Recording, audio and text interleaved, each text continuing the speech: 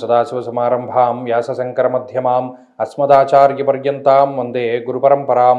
జ్యోతిషశాస్త్రాన్ని భావితరాల వారికి ప్రసాదించిన ఋషుల యొక్క పాదపద్మాలకి నమస్కారం చేసుకుంటూ, అలాగే నాకు ఈ జ్యోతిష విద్యను నేర్పిన గురువర్యులు జ్యోతిష్య బ్రహ్మ కీర్తిశేషులు శ్రీ ఏరంకి సూర్యనారాయణమూర్తి గారు, సూర్యశ్రీ దైవజ్ఞి గారి యొక్క పాదపద్మాలకి నమస్కారం చేసుకుంటూ, ఓం శ్రీ మహాగణాధిపతి నమః, శ్రీ గురుభ్యో నమః, హరి ఓం. వీక్షకులందరికీ నమస్కారం. కర్కాటక రాశి వారికి ఈ వారం సానుకూలమైనటువంటి గ్రహస్థితి గోచరిస్తూ ఉన్నది. ఎక్కువ సంఖ్యలో గ్రహాలు యోగిస్తూ ఉండడం వల్ల కొంత పరిస్థితులన్నీ కూడా ఇబ్బందికరంగా లేకుండా ముందుకు సాగడానికి అవకాశం ఉంటుంది.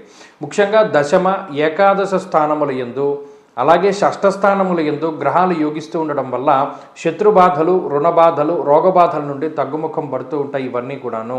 అలాగే స్వస్థాన ప్రాప్తి ఆరోగ్యం అర్ధలాభం యశోముదం అన్నది శాస్త్రం. ప్రత్యేకించి సొంత ప్రాంతాలకి వెళ్ళడానికి, లేదా సొంత బంధువులను కలుసుకోవడానికి, లేదా ఏదైనా మీకు మనసుకి నచ్చినటువంటి ప్రాంతాలను సందర్శించడానికి, నచ్చినటువంటి వ్యక్తులతోటి మాట్లాడుతూ ఉండడానికి కూడా ఈ గ్రహస్థితి ప్రత్యేకించి అవకాశాన్ని కల్పిస్తూ ఉంటుంది.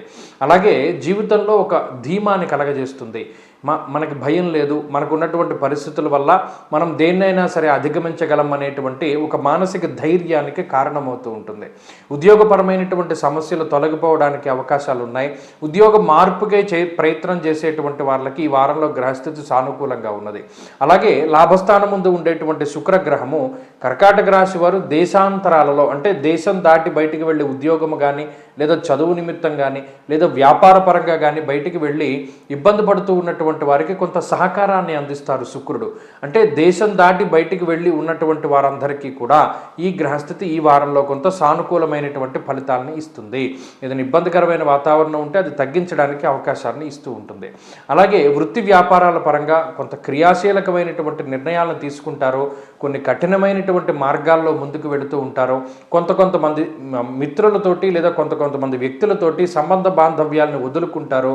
వీరితో మాట్లాడకూడదు, వీళ్ళతో ఏ విషయాన్ని చెప్పకూడదు అనేటువంటి విధానంలో ముందుకు వెళ్ళేటువంటి పరిస్థితులు కర్కాటక రాశి వారిలో కనబడుతూ ఉన్నాయి. ఈ రాశి వారికి మానసిక ప్రశాంతత అయితే అంత ఈజీగా దొరకదు.